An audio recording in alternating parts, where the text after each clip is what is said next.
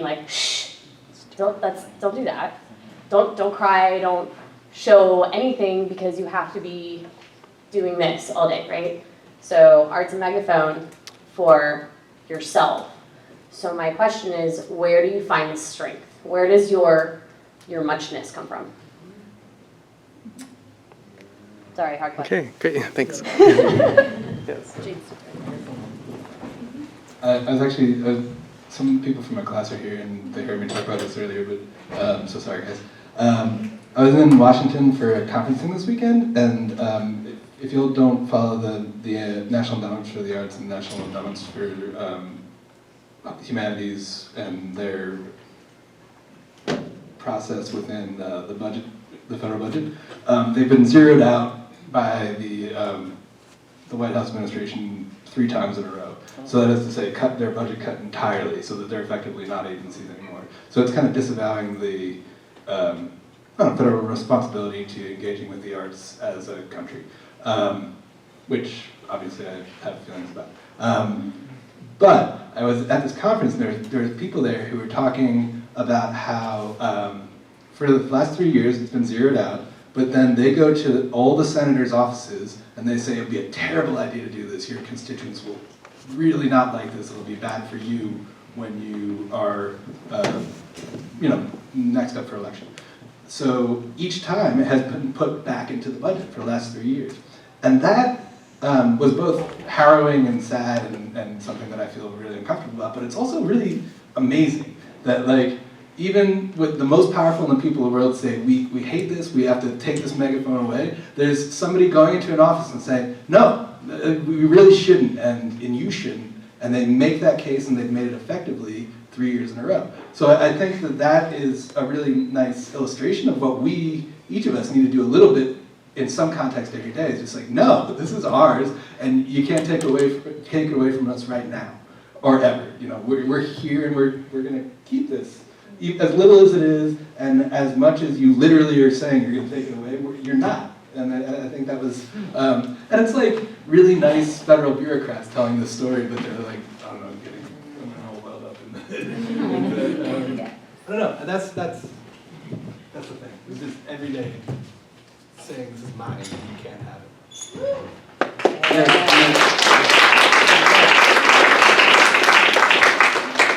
it. You're right about the constant messages from all sides to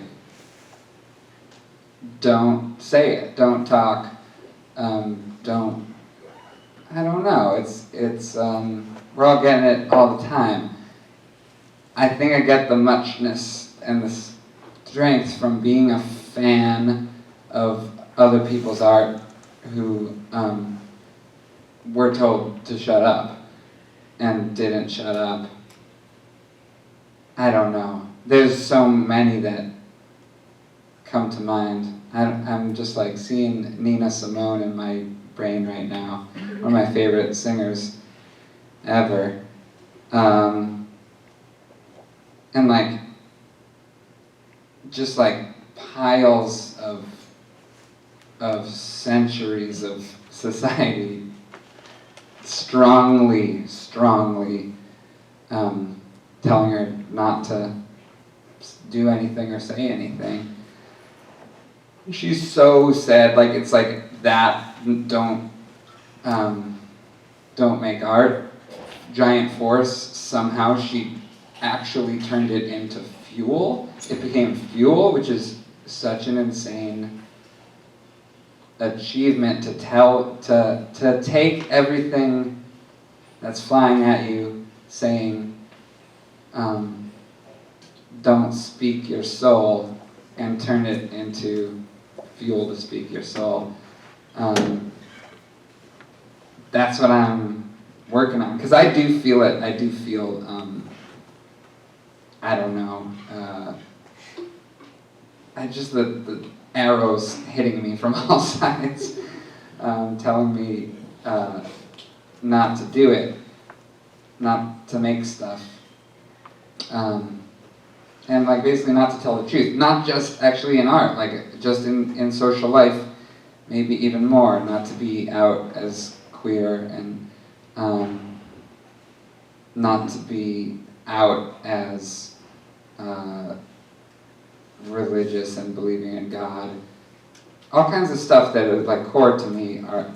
I get the message constantly to not talk about it. It's the example of those people who were told even more than me not to talk, who talked, and I'm so glad they did. I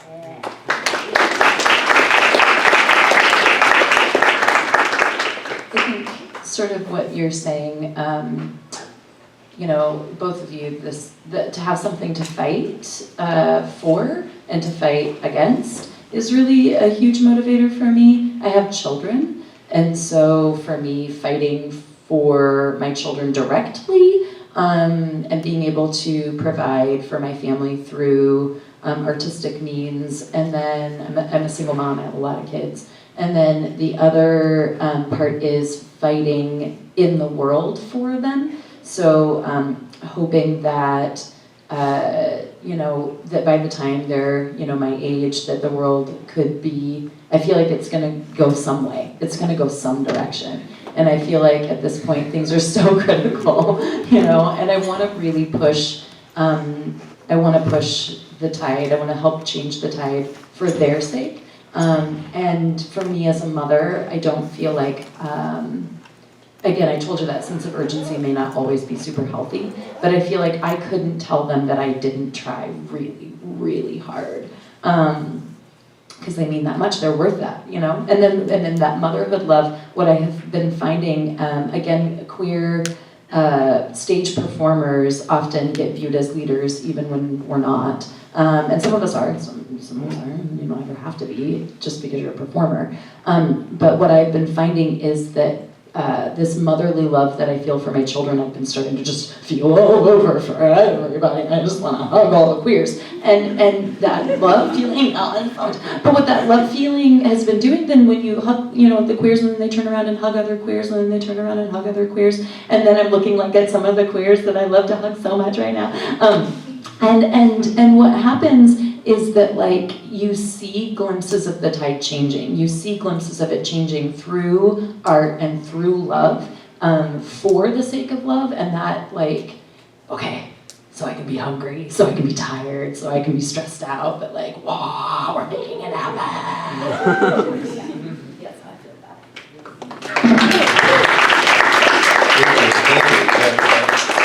And it's not a finite resource love, the more you give, it starts to grow and extend and change the way you think, and it's humbling. It is humbling to have that mindset. And it's great to hear that that's worked in your art. We probably have time for maybe one more question. I got a few. Okay, yeah. Do you ever feel drained or lost with why you started the art in the first place? What drove you in the first place, and how do you get back into that kind of mindset? Can I just jump Yeah. So yes, I have. And one of the things. Everyone hear the question? Did everyone hear? Yeah. Do you want to rephrase? Do you feel? No, it was just so everyone heard. Yes. Do we ever feel drained or lost and out of touch with the thing that made us start to do the art in the first place, and how do we get back to it? Kind of like.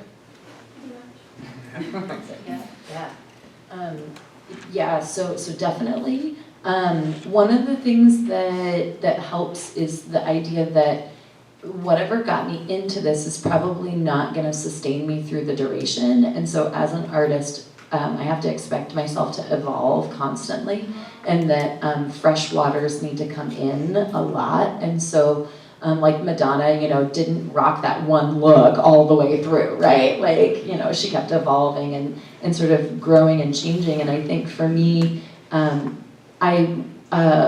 the lowest points when my art has felt meaningless, actually at the last election, I was working here at Center Arts, and I remember being here and just being like, I'm done. I feel like I'm throwing tiny bursts of glitter at giant flaming monsters, and it's pointless, And but I was truly what it was is I was feeling hopeless and I was feeling alone. And what I realized is that like, if all of us are throwing glitter at the monster, you know what I mean? If there's like, you know, connecting to each other on a like parallel level, you know, was really helpful to me. The five senses thing was huge for me because it helped remind me that artfulness is what I need. It's artfulness, it's loving the sheen of this table and the way it feels under my skin. You know what I mean? Loving the art that exists and appreciating it and telling it it's beautiful and being grateful for it and not sort of choking it out of myself. What's wrong with you? Come out, artfulness. You know, because it and just talking to myself gently when I experience those lows, and understanding that those things will come and they will go, and just being really nice to yourself in that moment. And at least we can have the confidence in knowing that those monsters, that glitter is never going to come out. It's in your teeth.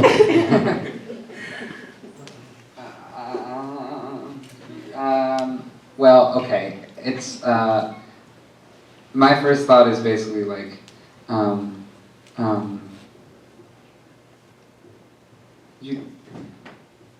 you don't have to do it. That's something that I don't even. That's not a formed thought. I've never said that about art, but I think in this moment, I think it's true that you don't have to do art, and that's one of the things I like about it.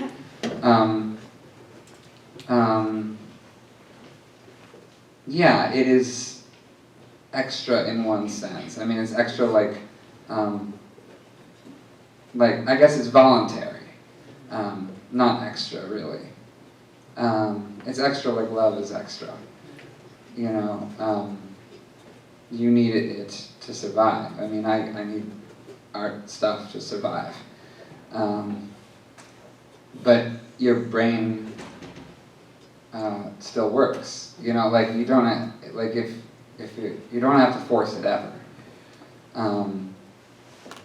It'll come back. You'll hear or see something that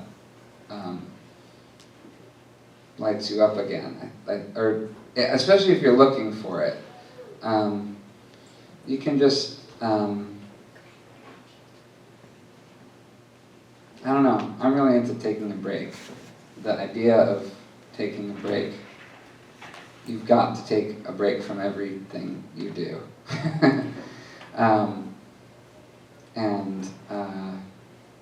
And not force it. Yeah, I think the analogy with love is really good, and being a creative person has a lot in common with love. It powers.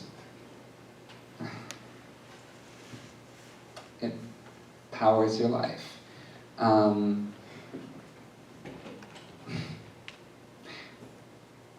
Yeah, that's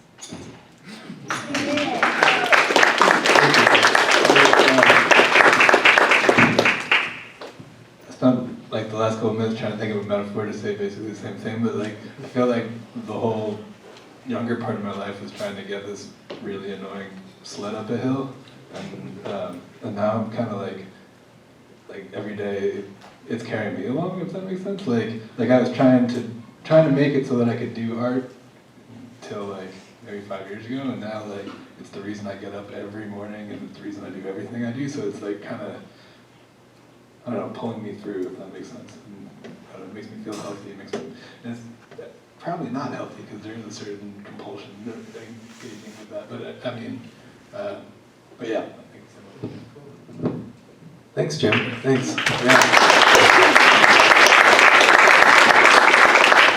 These images of what motivates us, what inspires us, how do we handle burnout, and the whole process of all this, the role of love. And I think the stuff you've shared today has been really, really fantastic, and I hope it's connected with you and some of these things that got said. I think we should maybe leave some time for Ezra to perform a few songs.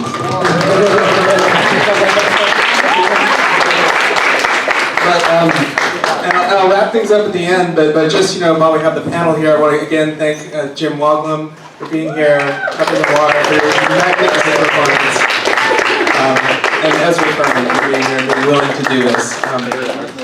Remember that Ezra's playing at the Miniplex, Richard Goat, tonight if you want to go see him. Also, the new record is 12 Nudes, and it's pretty awesome. And also the sex education soundtrack, too, from the Netflix.